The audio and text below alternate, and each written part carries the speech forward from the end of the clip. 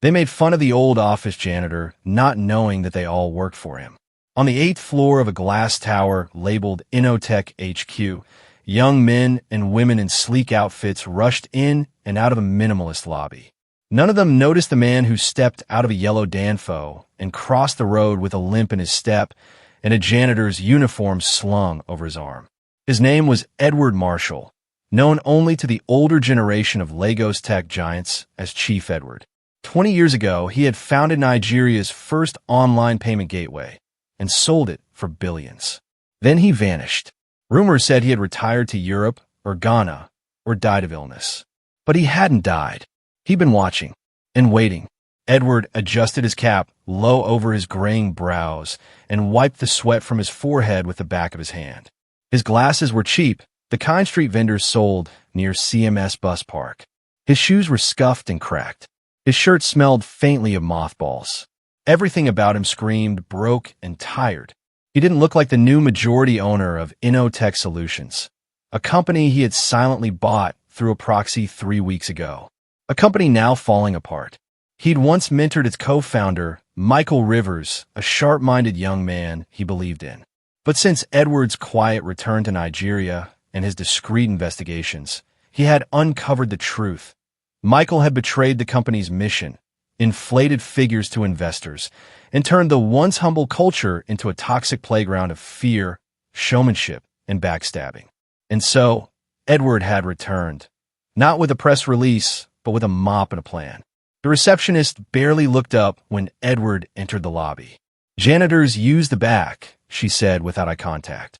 Edward nodded gently, his lips pressing into a faint smile. "Of course," he replied softly and walked around the building. Inside, the office buzzed with tension and caffeine. Workers sat in glass-partitioned desks, tapping away at keyboards, headphones in place. Nobody greeted him as he stepped through the service door. He moved silently, like a ghost. In the corner, a loud voice echoed from boardroom. "You're all replaceable," snapped a man in a crisp navy blue suit, slamming a pen on the table. "I built this company from scratch." Edward paused. That voice, still as sharp as he remembered. Michael Rivers. Edward watched through the corner of the glass as Michael ranted at a group of marketing interns. His hair was slicked back now, and he wore a Rolex that glittered in the fluorescent light.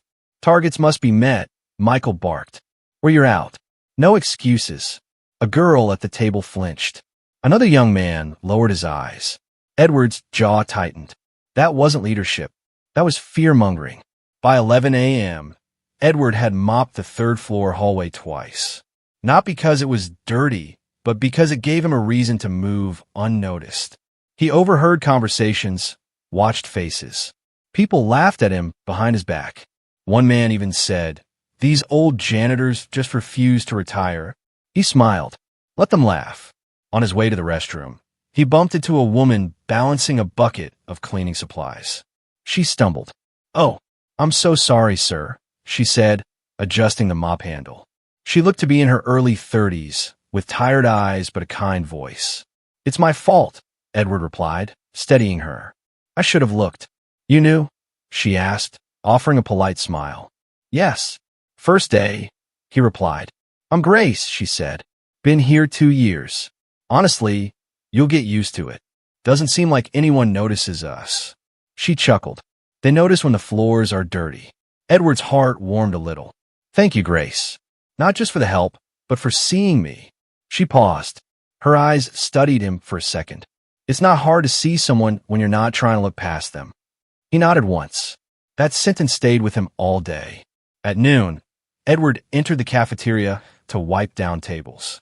A few engineers in branded hoodies whispered and chuckled as he passed. "See that man?" one murmured. "He nearly tripped on the stairs. Ancient tech. Maybe he's here to upgrade the janitorial software," another joked. They laughed. Edward kept cleaning.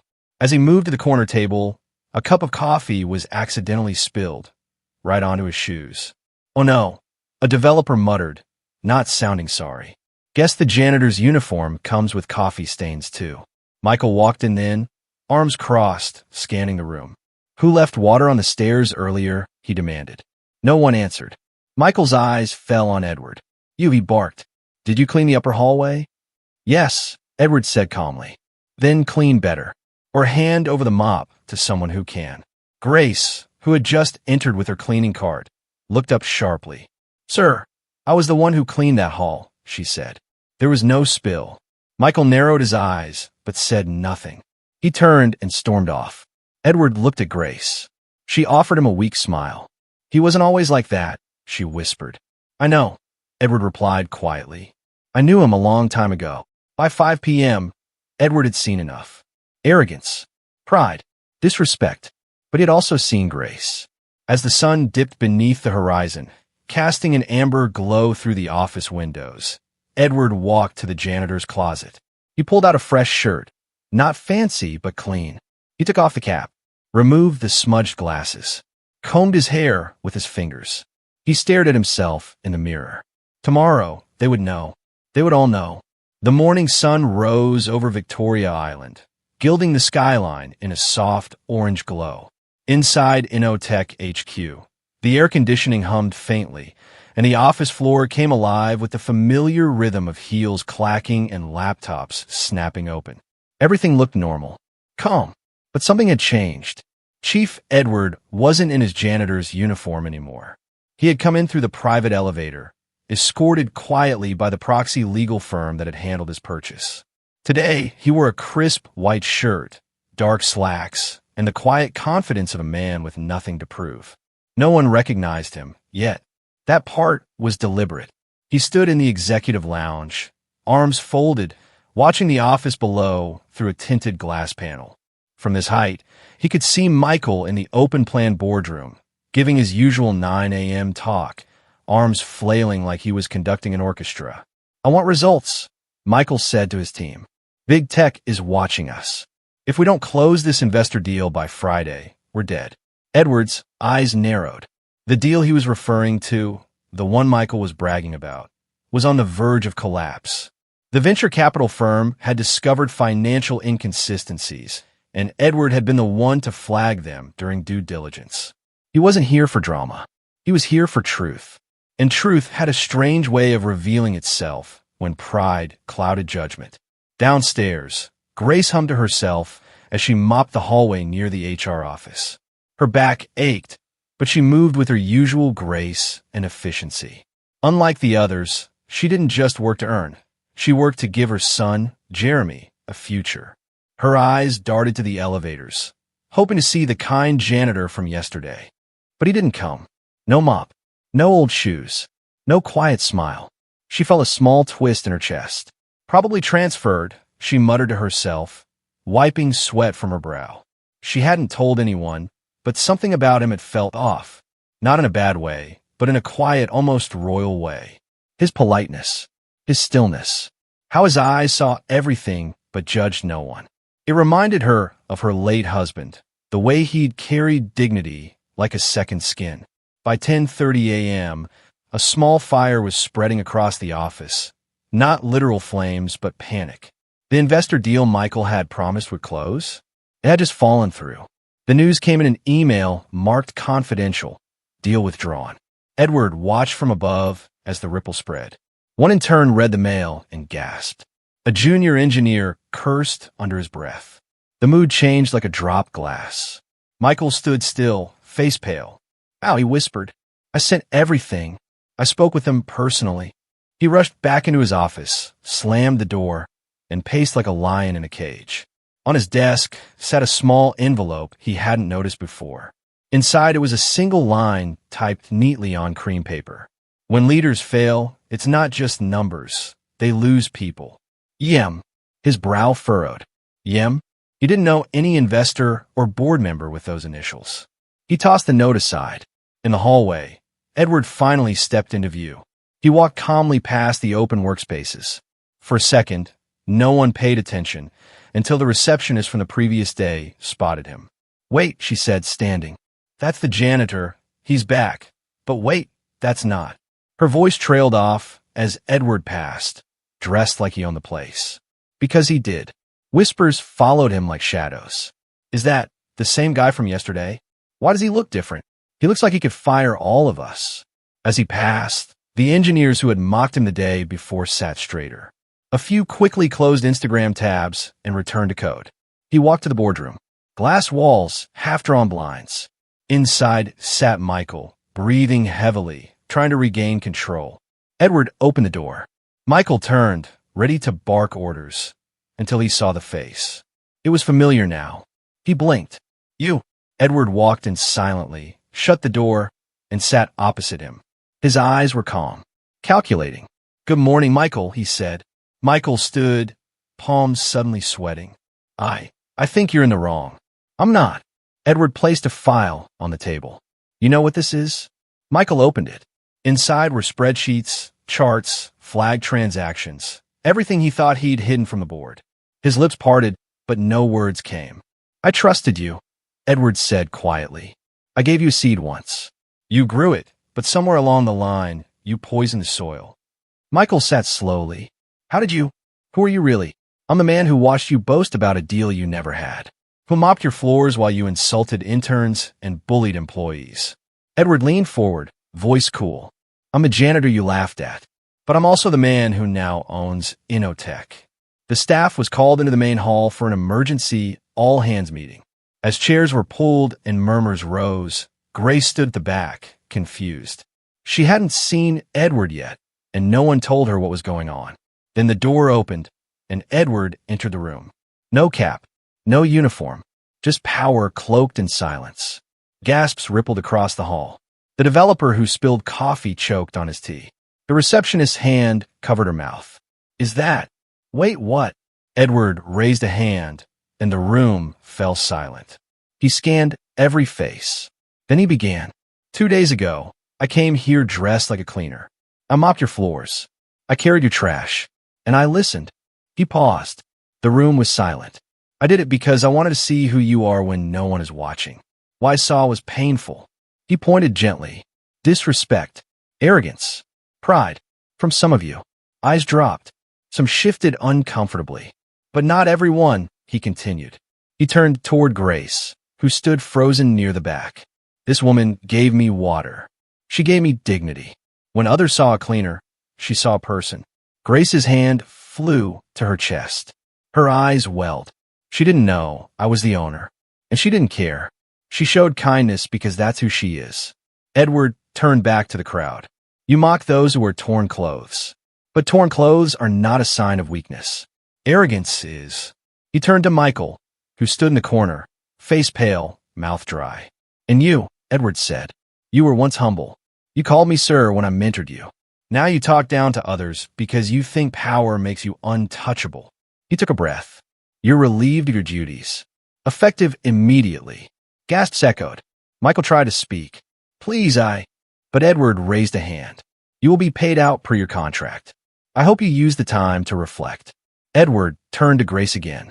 You're now head of facilities management, and I'll be working closely with you over the next few months. Grace's knees wobbled. She couldn't believe it. I don't know what to say. Say nothing. Just keep being who you are. As the meeting ended, people began to approach Edward with apologies. Some cried. Some hugged Grace. Others simply stood in stunned silence. Edward walked out of the hall, slowly, quietly, like he had done the first time. But now, the silence wasn't mocking. It was respect. The days that followed the meeting were unlike anything Innotech had ever seen. The atmosphere in the office shifted like the first cool breeze after Harmattan. The snickering engineers now sat straighter. The gossipy interns kept their voices low. The air, once thick with pride and assumption, now carried the weight of reflection and fear. But amid it all, Chief Edward remained calm. He didn't strut. He didn't shout. He didn't fire half the staff like some had expected. Instead, he came in each day by 8 a.m., quietly, always with a cup of black tea and a plain notepad in hand. He asked questions. He listened. He watched. And slowly, the office began to change, not by command but by culture. One morning, a young developer named Sandra approached Grace in the hallway. She was the same woman who had chuckled when Edward tripped with a mop bucket just a week ago. Grace, she said awkwardly. I just wanted to say, I'm sorry for how I acted before. It wasn't right. Grace looked at her with kind eyes. Thank you, Sandra. That means a lot. I didn't know who he was, Sandra whispered. But honestly, that's not even the point. Grace smiled. Exactly. Forgiveness was becoming part of the new workflow. In the executive lounge, Edward stood at the wide glass window, watching the morning bustle on the streets of Lagos below. People still honked, shouted, hustled through traffic like ants in a sugar spill. But up here, something deeper was stirring. His thoughts drifted to Michael. The young man had cleared his desk the day after the announcement, saying almost nothing. A few staff had watched him leave with a cardboard box and a bowed head. No arrogance. No Rolex flashing final words. Edward hadn't felt triumph, just sorrow. He had once seen himself in Michael. The hunger, the ideas, the drive. But somewhere along the line, Michael had turned ambition into arrogance. And that shift had nearly destroyed everything. There was a knock at the lounge door. It was Grace. She stepped in, dressed in a clean blazer and dark blue skirt. Her name tag now read, Grace B., Head of Facilities. I just came to give you this, she said, holding a thin folder. Maintenance budget report for the month. Edward nodded and gestured for her to sit. She hesitated, but took the chair across from him. You've handled the transition well, he said, flipping through the document. I'm just doing my best, sir. You always were, he replied, looking up at her. Even before titles. Grace smiled softly. Thank you. That means a lot. He paused, then asked, What made you offer me that water, Grace? She blinked. Pardon. That day, when I looked like a tired old man. Why did you help me? Grace tilted her head. Because you looked tired. You looked human. Edward let the answer settle. I lost my husband 4 years ago, she added, voice low. He worked at a construction site. One day, he came home late, filthy, exhausted, and said a customer insulted him for looking like dirt. That night, he cried. I'd never seen him cry before. Edward listened quietly. So, when I saw you, she continued, it reminded me of him, of how people forget to be kind when they think they're better. Edward nodded. And now you manage a department. Funny how life works. Grace chuckled gently. Funny and full of surprises. Meanwhile, the company itself was undergoing a reset. Edward began holding 15-minute morning huddles. No long-winded speeches. Just quick check-ins, ideas shared, recognition given. Everyone, from the receptionist to the software leads, stood in a circle. No chairs.